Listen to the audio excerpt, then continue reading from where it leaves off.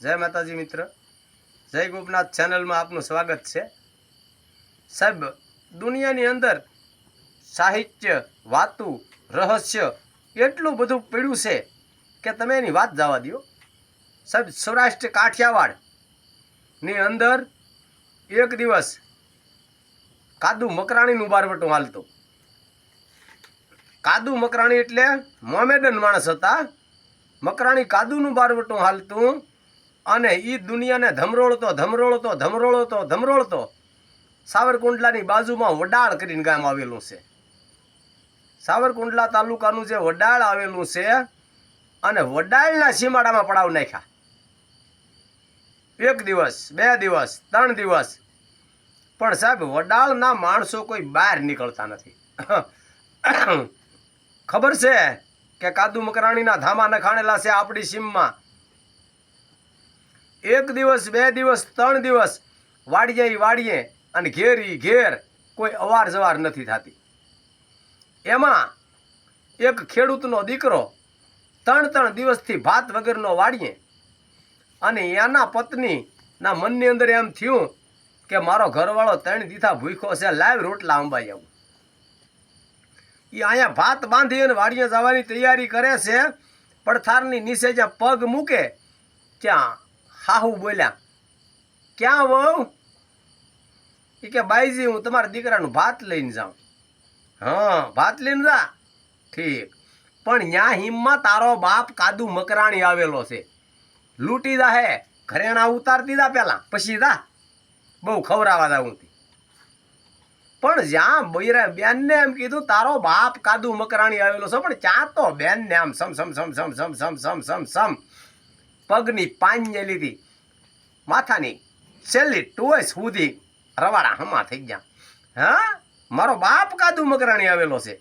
કાંઈ વાંધો નહીં બાઈજી, આ તમારા દાગીના છે એ ઉતારી નાખો.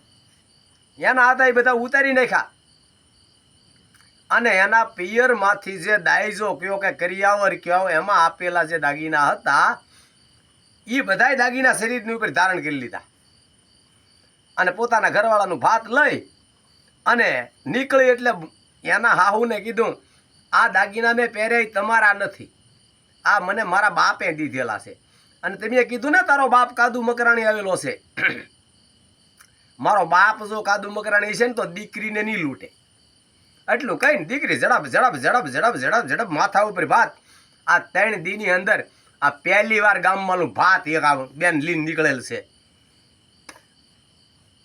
પણ બરોબર આમ ગામનું પાદર વટી અને આમ હિમાળો દેખાણો, એની આગળ પોતાની વાડી દેખાણી અને છે ડુંગરની આધોલમાં બારવટિયા બેઠેલા હતા.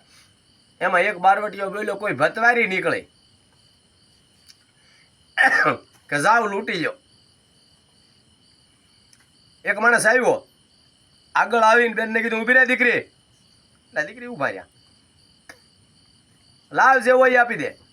એ કે કાંઈ વાંધો નહીં આપી દઉં, પણ તમે કોણ? એ કે હું કાદુ મકરાણી. એટલે બેન હસતા કીધું તમે કાદુ મકરાણી નથી, બોલો. દાગીના આપી દેવાના છે પણ કાદુ મકરાણીને મોકલો ને તો આપી દેવાના છે. હું અહીંયા જ ઊભી એમ.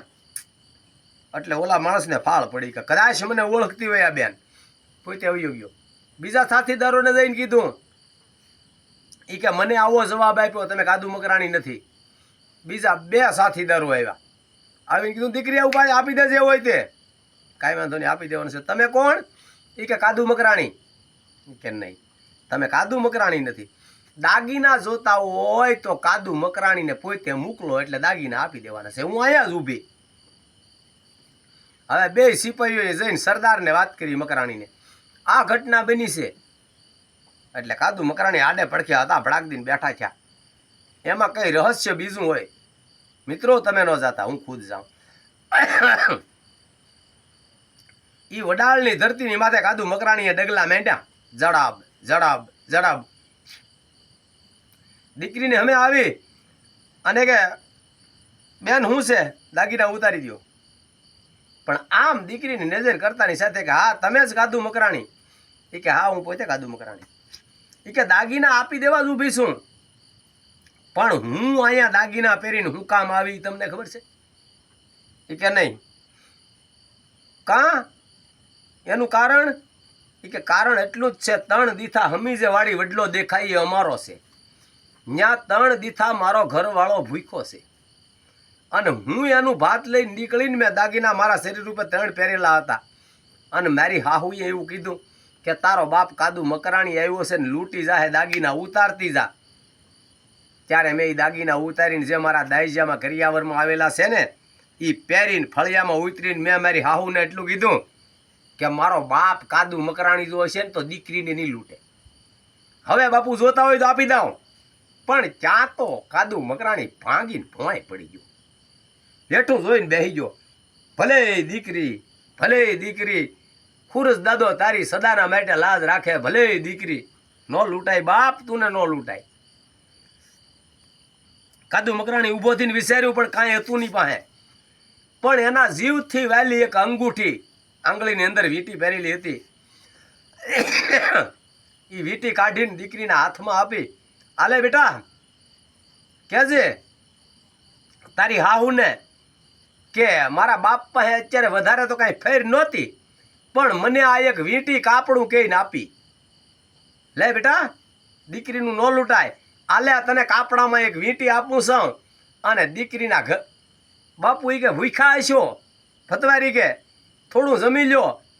ત્યારે કે આ બેટા તારું અંગૂઠી આપું ને તારું કાપડું, અને હવે દીકરીના ઘરનું ખાવાનું તો હું પણ દીકરીના ગામનું પાણીએ અમને ન ખપે બાપ, બાપને ન ખપે. આવું કહી અને જે માતાજી યા અલ્લાહ કહી અને વડાળમાંથી વગર લૂંટે તેથી કાદુ મકરાણી મોમેડનનો દીકરો હતો છતાં લૂંટાઈ વગરના વૈયા ગયા હતા. આ ભલા માણસ રખાવટ હતા, આ બારવટીઓમાં ઇન્સાન હતા અને એનાથી બારવટા હાલે માથે વર્ષો વૈયા ગયા છતાં આજ એને યાદ કરવા પડે. ક્યારે કે એનામાં આવી ઇન્સાની હતી એટલે કીધું નામ રહનતા ઠકરા નાણાં ન રહનતા, સાહેબ કીર્તિ નામે કોટડા કોઈ દી પાડ્યા ન પડનતા.